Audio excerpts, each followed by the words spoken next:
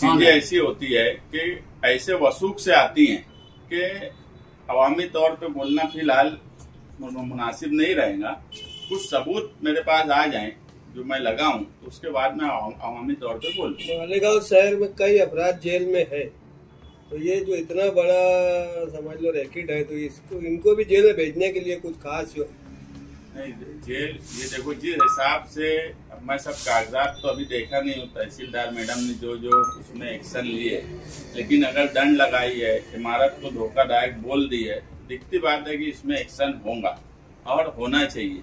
बस इसमें अगर कोई बहुत बड़ा सियासी आदमी शामिल होगा तो लड़ाई बड़ी होगी, तो हम लड़ेंगे। उस तरीके से जिस जगह की ये भी के वर्षों से ये चल रहा था, 3 सालों से करीबन चल रहा है, उससे पहले से चल रहा था।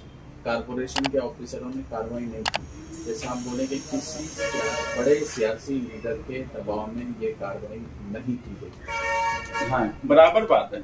मैं भी ये बात मानता हूँ कि किसी बड़े लीडर के दबाव में ही कार्रवाई नहीं की गई है, क्योंकि जो एक जनरल मालूमात है कि कुछ चंदनपुरी की माफिया है जो मुरुम, और कुछ कलेक्टर पट्टे के हैं, कुछ इस तरफ के भी हैं, ऐसे अलग अलग वो है। अब 2 दिन में तो सारी बातें नहीं समझेंगी, लेकिन अब हम लोग भी अपने तौर पे तफ्तीश कर रहे हैं कि इतनी बड़ी चोरी ये कोई 1-2 ट्रैक्टर के मालिक या 1-2 ट्रैक्टर वाले नहीं कर सकते। ये बड़ा रैकेट है और उस रैकेट के पीछे सिर्फ जमीन की चोरी करके पैसा कमाना ही मकसद था, या वहां पर इस हिस्से के लोग ना आ पाए ये मकसद था। ये भी सोचने का सवाल है, इसकी भी जांच करने की जरूरत है। उस जगह पर जहां आज इमारत रहने के लायक नहीं है, उसी जगह पर एमएलए मौसूफ ने इलेक्शन से पहले कई करोड़ रुपए के गार्डन के काम की शुरुआत की थी। क्या वो काम वहाँ होना चाहिए या नहीं होना चाहिए, क्योंकि वहाँ रहने के लायक बिल्डिंग नहीं बची है। उनका काम कभी होता क्या कि होना चाहिए कि नहीं होना चाहिए, जान दो ना यार, कौन सा काम करे। मुझे एक काम बता दो कि ये मालेगांव में एक बड़ा फूड गार्डन वो किए थे और वो काम हो गया। मेरे बोलने से नहीं होना चाहिए, वो ऐसे भी नहीं होने वाला। वो असेंबली की टाइम किए, वो तो गुलशेर नगर डेपू में एक वो लगा के बोले हाई परचेस हो गया। अरे कुछ भी फालतू बात करते हो। उनके ताल्लुक से तो अब मैं बोलना ही नहीं, मुझे लगता बोलना ही नहीं चाहिए वो आदमी के ताल्लुक से, वो भी काम काज को लेके। शहर में जो हो जाए वो कम है। 11,000 कॉलोनी का मामला जब मीडिया के जरिए हम तक आया, मैं सबसे पहले तो मुबारकबाद दूंगा इत्तेहाद टाइम्स, आवाज मीडिया और अब तक चैनल, जिन्होंने सही मायने में एक खोजी पत्रकारिता जो होती है उसका फर्ज निभाया। और हमेशा से सियासत और सहाफत ये एक दूसरे से जुड़ी हुई चीज है। सियासी लोग सहाफत का सहारा लेकर अपना काम करते हैं और कभी कभी सहाफत के जरिए सियासी लोगों की भी आंख खुलती है। मैं अगर सच कहूं तो हमारी आंख भी सहाफत से ही खुली, मीडिया के जरिए ही खुली। इक्का दुक्का बार ये खबरें हमारे कान तक आई भी, मगर सही मायनों में हमने भी ध्यान नहीं दिया और उस पर ध्यान देने की जरूरत थी। मगर जब मीडिया के जरिए ये सारी बातें अवाम तक पहुंची और उसके बाद तहसीलदार मैडम ने जिस तरह से कार्रवाई की, वो भी काबिले मुबारकबाद है कि इतना बड़ा वाकया हो गया। हम हमेशा देखे हैं कि हमारे यहाँ जो भी स्कीम आती है वो स्कीम तो आने से पहले अच्छी मानी जाती है, अच्छे तरीके से उसका इम्प्लीमेंटेशन होता है। मगर क्या वजह है कि कोई भी स्कीम मालेगांव शहरियान के फायदे की साबित नहीं होती। इसमें कहीं ना कहीं कुछ लोग जिम्मेदार हैं। हर मामले में सियासी ही लोग जिम्मेदार नहीं होते। जिस तरह से वहां मिट्टी, मुरुम और रेती को निकालने के लिए चोरी की गई, एक इंसान होने के नाते भी इंसानियत भी ये थी कि जो लोग ये काम कर रहे थे वो 11,000 कॉलोनी की जो नींव थी उसके अंदर तक खोद दिए और यहाँ तक कि वहां से कुछ ईंटें भी निकाल ली गई। और एक मालूमात ऐसी भी है कि एक सीनियर कारपोरेटर भी उन ईंटों की खरीद और फरोख्त में शामिल है, ऐसा भी मैं सुना हूं। जो कार्रवाई की गई तहसीलदार मैडम की तरफ से, वो तमाम ही लोगों की आंख खोलने के लिए काफी है। इसमें सभी सियासी लोगों का काम है कि वो आगे आए। कारपोरेशन जो है वो मालेगांव शहर की गरीब आवाम के जरिए चलाई जाने वाली एक अथॉरिटी है। उसके ऊपर अगर 5,47,00,000 रुपये का जुर्माना लगा और कमिश्नर, सिटी इंजीनियर और उससे मुंसलिक जो ISDP के इंचार्ज हैं मारवाड़, इन सबकी जिम्मेदारी ये थी। और अगर ये जुर्माना लगा तो ये जुर्माना क्या कारपोरेशन अपने फंड में से देंगी? वो फंड आम आवाम के टैक्स का है, इसमें किसी आम लोगों की गलती नहीं है। ये गलती है कारपोरेशन के अधिकारियों की। उनकी जिम्मेदारी थी कि अगर 3 साल से इस तरह का काम वहां हो रहा था तो उसको रोका जाए। मगर हमारे यहाँ कारपोरेशन खास तौर से जो मुस्लिम हिस्से के कामकाज होते हैं उस पर जानबूझकर ध्यान नहीं देते। जिस तरह की न्यूज और फोटोज और वीडियोज में उस बिल्डिंग की हालत देखी जा रही है, एक बात तो साबित हो गई कि वो अब रहने के लायक नहीं है। पहले भी उस बिल्डिंग के कामकाज को लेकर सवाल उठते रहे हैं। वहाँ हजारों लोग हैं जो हमेशा शिकायत करते रहे हैं कि जो बुनियादी सहूलियात हैं वो उनको मुहैया नहीं की जा रही है। उस पर इस तरह से खोद देना, कल के वो बिल्डिंग अगर गिरी तो उसमें जानी नुकसान भी हो सकता है। वो बिल्डिंग दूसरी बिल्डिंगों पर भी गिर सकती है। और तहसीलदार ने खुद कमिश्नर को लिख कर दिया है कि अब वो धोखादायक बिल्डिंग है, वो रहने के काबिल नहीं बची है।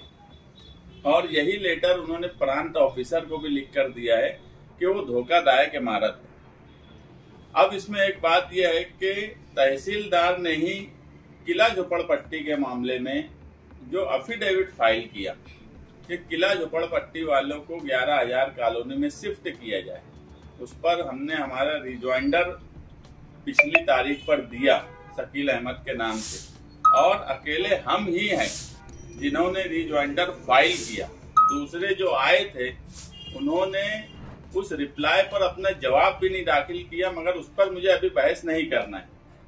बोलने का मतलब यह है कि तहसीलदार हाईकोर्ट में एक बात बोल रहा है कि इन सब लोगों को 267 मकान में लगभग हजारों लोग हैं, उन सबको 11,000 कॉलोनी में शिफ्ट किया जाए। वहां हम सुविधा दे रहे हैं, सब सहूलत है। और वही मालेगांव के तहसीलदार एक तरफ कमिश्नर और प्रांत ऑफिसर को बोल रहे हैं कि वो धोखादायक इमारत है, अब वो रहने के लायक नहीं बची। अब ये मामला हम हाईकोर्ट में लेकर जाएंगे कि अगर किला झोपड़पट्टी के लोग उस जगह गए रहने तो वो धोखादायक इमारत तहसीलदार खुद मान रहा है। और उसके फोटोज और वीडियोज जो आप लोगों ने आवाम के सामने या शहर के सामने लाए हैं वो सब हम कोर्ट में बताएंगे। और कारपोरेशन जो है, जो दंड लगाया गया है, मेरी मालूमात में तकरीबन 8,000 बरास मिट्टी, मुरुम और रेती चोरी का इल्जाम लगा है, जो 1,300 रुपया बरास के हिसाब से तकरीबन 5.5 करोड़ होता। मगर ये जो है ये इससे ज्यादा बरास, मिट्टी, रेती और मुरुम वहां पे खोदा गया है। ये एक बड़ा स्कैंडल है। इसमें जो लोग भी शामिल हैं, अगर ये जो रेती माफिया, मिट्टी माफिया, ये लोगों ने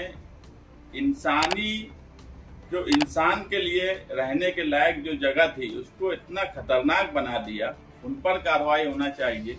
इसमें अगर कोई सियासी लोगों की पुष्ट पनाही हासिल है उन पर भी कार्रवाई होना चाहिए।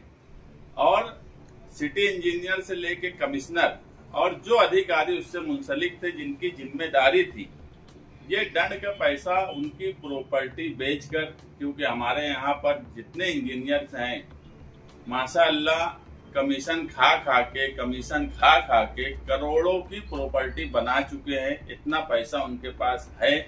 अगर उनसे पैसा लेकर ये दंड भरा जाएगा तो ही सही तरीका ये हो सकता। कारपोरेशन अपने खजाने से, अवामी खजाने से 1 रुपया भी दंड हम देने नहीं देंगे, लेकिन दंड वसूला भी जाए इसके लिए पीठ के दिन मैं मंत्रालय जाने वाला हूँ, नगर विकास के सेक्रेटरी से मिलूंगा और उनको सारी हकीकत बताऊंगा कि इसमें कमिश्नर जो प्रशासक तुमने बैठा के रखा है वो आवाम के काम काज के लिए कोई उसको फिक्र नहीं है। सिर्फ और सिर्फ वो अंडरग्राउंड गटर का मामला हो या किसी भी मामले में वो सिर्फ और सिर्फ कमीशन, ठेका निकालना, बजट बेचना, इसके अलावा कोई काम नहीं कर रहा है।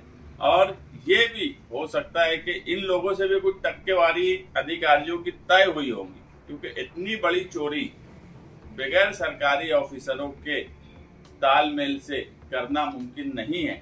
अगर इनको समझ रहा था, क्योंकि एक मालूमात ऐसी है कि जुलाई में तहसीलदार ने इन्फॉर्म किया था कारपोरेशन को कि इस तरह की चोरी हो रही है, आपके प्रॉपर्टी है, आपको हैंड ओवर कर दी गई है, आपकी मिल्कियत है, तो आप उसको देखिए। मगर कोई किसी तरीके की कार्रवाई कारपोरेशन ने नहीं की, तो क्या कारपोरेशन के अधिकारी भी मिट्टी, रेती और मुरुम में कमीशन ले रहे थे? क्योंकि अगर तलवाड़ा डैम का सवाल पानी चोरी का आता है, इनको कितना भी बोला जाए ये कभी चोरी पर जानबूझकर ध्यान नहीं देते, क्योंकि ये खुद चोर हैं। कारपोरेशन में जितने इंजीनियर, खास तौर से सिटी इंजीनियर बच्चाओ, जिसके पास अब वाटर सप्लाई का भी चार्ज है, वो आज 10 साल के ऊपर से कारपोरेशन में बैठे हैं, मगर किसी भी तरह से उन्होंने शहर के फायदे के लिए कोई काम नहीं किया। सिर्फ खुद का फायदा, खुद का बंगला बनाया, बड़ी बड़ी प्रॉपर्टी इनके पास है, सारे दंड की रकम इनकी प्रॉपर्टी बेचकर वसूली की जाए और इनके ऊपर सख्त से सख्त कार्रवाई हो। इसके लिए हम मंत्रालय जाएंगे और नगर विकास सेक्रेटरी से मुलाकात करेंगे। लेकिन भाई ये तो सिर्फ रेती, मुरुम और मिट्टी का मामला है, 5.5 करोड़।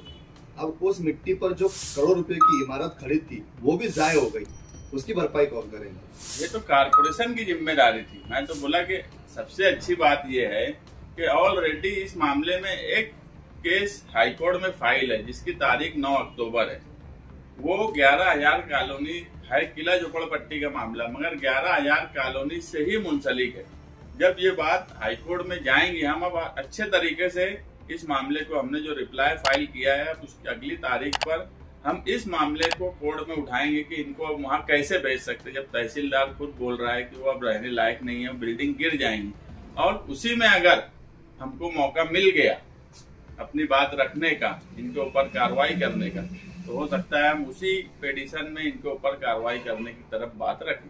जितनी कॉलोनी अभी बंद पड़ी है इमारतें, बिल्डिंगें, उसमें एक सबकी खिड़कियाँ चोरी हो गई है और बिल्डिंगे की जो पर्दी आती है उसको तोड़ दिया गया है, सब गज निकाल लिया गया है, ना दरवाजा है ना खिड़की है, पर्दी तक तोड़ दी गई है वहाँ की।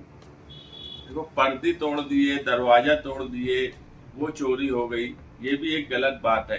मैं तो सबसे ज्यादा अगर खतरनाक कोई बात मानता हूँ कि उसकी नींव पूरी हिला दी गई, उसके नीचे तक खोद कर, ये इंसानियत हो ही नहीं सकती कि नींव तक नीचे से ईंट निकाल लिए, जो जितने उसका बेसिक वो था वो पूरा निकल गया। अगर वहाँ बारिश का पानी या किसी भी तरीके से पानी जमा हुआ तो बिल्डिंग हर हाल में गिर जाएगी। अब ये बात तुम और मैं क्या बोलूं, आप लोग तो वहाँ गए, देखे, सब आप लोग के सामने है। खिड़की दरवाजे तक तो हम बर्दाश्त कर ही रहे हैं, संडास की चोरी हो जाती, इधर की चोरी हो जाती, ये सब तो बर्दाश्त मालेगांव के लोग कर रहे हैं, मगर जो बुनियाद हिला दी गई और उसकी वजह से लोगों की जान खतरे में आ गई। कल वो बिल्डिंग अगर रहने वालों के हिस्से में गिर गई, इतना बड़ा वहाँ स्ट्रक्चर है, अगर वो हिला तो ये मत समझना कि जो एक बिल्डिंग है उसी हद तक वो स्ट्रक्चर गिरेगा। जब नीचे की बुनियाद कमजोर होती तो आसपास का हिस्सा भी पूरा कमजोर होगा। वो बिल्डिंग किस तरफ गिरेगी ये ना तुम बता सकते ना हम बता सकते। वहाँ रहने वाले लोग भी है, कई बिल्डिंगों में हजारों लोग रह रहे, वो किस तरफ गिर जाएंगी, जानी नुकसान जो होने की संभावना लग रही, ये सबसे खतरनाक बात है। खिड़की दरवाजे तो हम हमेशा देखते रहते कारपोरेशन के, और हमारे यहाँ ये बात सच है कि मालेगांव शहर के लोगों को भी अब सुधरने की जरूरत है कि इस तरह का जो लोग काम करते हैं उनको रोकने की जरूरत है। वहाँ के रहने वाले लोगों को भी हिम्मत से रोकने की जरूरत थी। मीडिया वाले भी हिम्मत से वहाँ गए, क्योंकि हमको ये भी मालूम है कि रेती माफिया, मुरुम और मिट्टी ये एक बहुत ताकतवर माफिया होता है। यहाँ तक के इन लोगों को रोकने की ताकत महाराष्ट्र में अगर कोई करता तो जान का भी खतरा रहता। ऐसे हालात, ये इतना बड़ा माफिया है।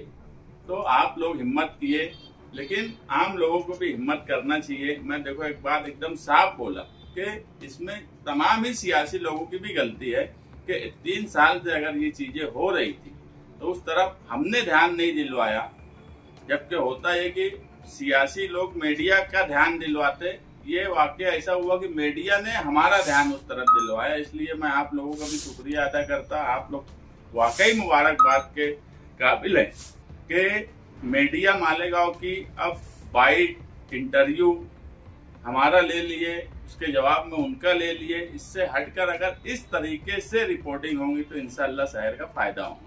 ये जो